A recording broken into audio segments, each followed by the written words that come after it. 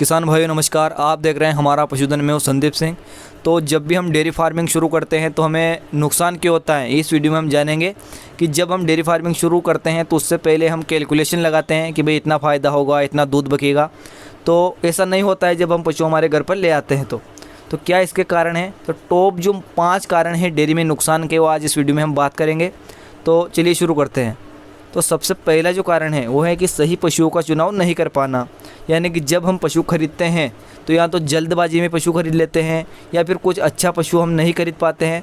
तो इसका भी ये है कि जब आप पशु खरीदें तो पशु खरीदने में जल्दबाजी बिल्कुल भी ना करें और पशु की ब्रीड के ऊपर जाएं। यानी कि पशु किस क्वालिटी का है वो देखें, या नहीं कि भाई सींग कैसा है, इसका पूंछ कैसी है, या फिर लोग क्या सुंदरता के ऊपर जाते हैं। परंतु आपको पूरा फोकस जब पशु खरीदे तो उसके दूध के ऊपर रखना है और हो सके तो किसान के घर से पशु खरीदें। यानी कि आप उसका दूध 2 टाइम देख लें। भले ही आप उस पशु पर 2-5 हज़ार रुपये अगर ज़्यादा दे रहे हो तो वो ठीक हो जाता है, क्योंकि पशु अगर अच्छा होगा तो आपकी डेयरी पर स्थायी के रूप से वो रहेगा, तो आपको भी अच्छा मुनाफा उससे होगा। तो पशु खरीदने में आप जल्दबाजी ना करें और किसी एक्सपर्ट की सलाह से आप पशु अपने फार्म पर खरीदें, क्योंकि यही आपकी डेयरी की एक नींव होती हैं।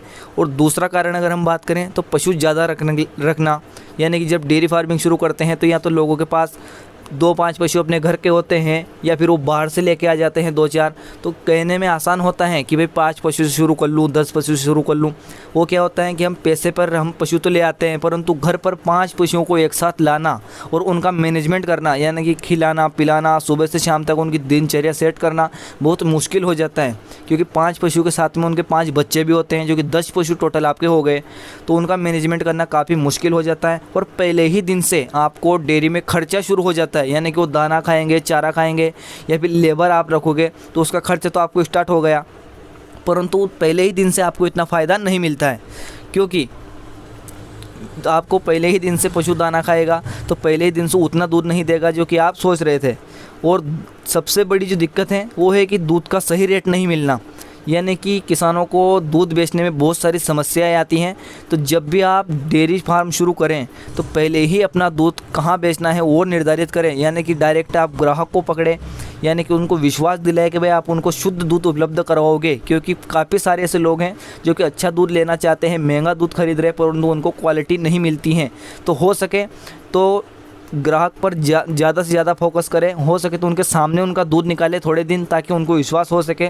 और लोग पशु तो ऐसे खरीदते हैं यानी कि पहले ही उनके पास दूध की बहुत सारी डिमांड आई हो, परंतु यहाँ पर लाने पशु खरीदने के बाद वो बौखला जाते हैं कि भाई हमारा दूध कहाँ बेचे, भाव नहीं मिल रहा है। तो ऐसा आप कतई ना करें। आप पहले ही सोच समझकर कम पशु शुरुआत करें। हो सके तो भले ही 2 भैंस रखें अपने फार्म पर, क्योंकि 2 भैंस अगर अच्छी होगी तो आपको अच्छा मुनाफा देगी और उन पर ही ज़्यादा से ज़्यादा खर्चा करने की कोशिश करें। ठीक है। और चौथा कारण अगर हम बात करें तो खुद ब्रीडिंग ना करना। यानी कि किसान हमारे घर पर क्या होता है कि जब हम पशु रखते हैं तो उनके बच्चे होते हैं, उनको हम बड़ा नहीं करते, या तो उनको पहले ही बेच देते हैं या फिर बिल्कुल दूध नहीं पिलाते हो तो बहुत ख़त्म हो जाते हैं। यानी कि बहुत देर से वो बड़े होते हैं। तो उसमें आपको नुकसान कैसा होता है कि भाई दूध सस्ता जा रहा है, तो आप वो दूध अगर उनको पिलाते हैं तो आपको एक बछड़ी यानी कि जो कचड़ी होती हैं भैंस की, वो तैयार करने में मिनिमम अगर मैक्सिमम हम जोड़ें तो आपको 25 से 30 हज़ार रुपये का खर्च आता है। यानी कि फर्स्ट लेस्टेंस तक वो आपकी एक शानदार भैंस बनकर तैयार हो जाएगी 25-30 हज़ार रुपये में। क्योंकि एक भैंस अगर ख़रीद कर लाते हैं तो 80-90 हज़ार रुपये की नॉर्मल आपको मिलती हैं 10-12 लीटर की, तो वो कचड़ी आपके घर पर 25-30 हज़ार रुपये में तैयार हो जाती है। तो खुद अपने फार्म पर ब्रीडिंग करें, यानी कि बच्चे जो होते हैं उनको खुद तैयार करें, तो ज़्यादा से ज़्यादा यानी कि दूध से वो 2 गुना 3 गुना मुनाफा आपको देके जाएंगे। तो ये 4 कारण हो गए। और 5वां कारण है कि मैनेजमेंट सही नहीं कर पाना। यानी कि मैनेजमेंट में क्या होता है कि आप पशुओं को जितना हो सके उतना प्राकृतिक सुविधा देने की कोशिश करें। यह नहीं कि भाई आप मेट ला रहे हैं, वो आपका अतिरिक्त तो नुकसान है, उसमें आपको कोई फ़ायदा नहीं होगा। यानी कि पशु को नहीं पता है कि उनके नीचे मेट है, पशु को नहीं पता है कि आप उन्हें कूलर एसी लगा रहे हो। पशु को आप पेड़ की छाया में बांध दें, भले ही जो कच्चा फर्श होता है यानी कि रेत या फिर मिट्टी जो भी होती है उसमें पशु को बांध दे, आप कोई भी दिक्कत आपको नहीं होगी, बल्कि आपका पशु जो है इंटरेस्ट में नहीं रहेगा और अच्छा दूध आपको देगा। तो प्राकृतिक इन्वायरमेंट उसको दें, यानी कि कृत्रिम में आपका खर्च भी बचेगा और ज़्यादा से ज़्यादा उनका जो खर्च है वो उनको खिलाने पर करें, यानी कि पशु अच्छा खाएगा तो अच्छा दूध देगा। तो सही ब्रीड रखें, ज़्यादा पशु ना रखें और दूध अपना सही जगह पर बेचें, मेहनत करें और ख़ुद अपने फार्म पर ब्रीडिंग करें। इसी के साथ आपको मैनेजमेंट भी सही करना है। तो आपके 5 कारण हो गए हैं।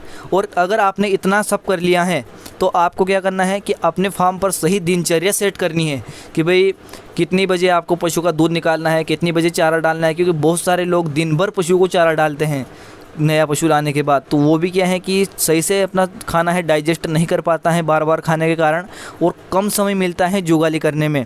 तो आप पशुओं को एक टाइम टेबल रखें कि उसी उसमें खाना डालना है। और अगर सही मैनेजमेंट के साथ में अगर आप पशुपालन करते हैं तो आपको काफ़ी अच्छा मुनाफा इसमें होगा और कोई भी नुकसान आपको नहीं होगा। नुकसान भी हो सकता है दोस्तों, या तो पशु आपका गाभिन नहीं होता है या फिर बीमार हो जाता है, तो आपकी एक अन्य नुकसान हो गया। परंतु जो नुकसान हम बचा सकते हैं, जिस पर हम फोकस कर सकते हैं, वो ये सब है। तो उम्मीद है आप लोगों को जानकारी अच्छी लगी होगी और वीडियो पसंद आया होगा।